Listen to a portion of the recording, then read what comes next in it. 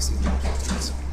Pa mogu biti zadovoljan pogotovo prvi poluvremena, mislim da smo i ritmom i aktivnošću, ne samo parirali ili udar prijedor ili nama udar prijedor mjera za ove naše ambicije koje su isto u početku priprema. Znači, mislim da smo na dobrom putu i da nam za to prvo poluvreme daje podsjetnik za naš rad.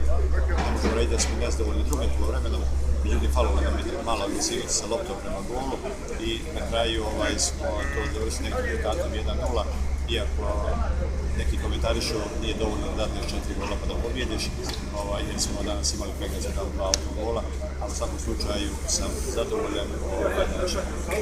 Šta klub očekuje do početka?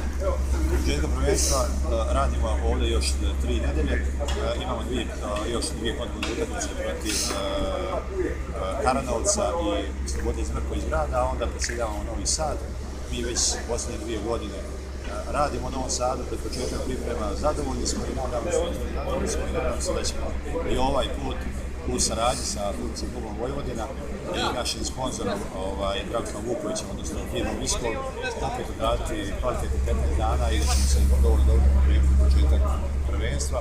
I na svakom slučaju odmah na početku čekaju 3 teške utakmice protiv Slobode iz Novog Grada i Sutjeske na strani, odnosno protiv Ozara i Kuća.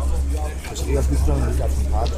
Evo, mi smo danas iskoristili ovu utakmicu da svi zajedno pogledamo, napravimo analizu i poslije te analize da vidimo da li ćemo u pojedinim linijama se pojačavati.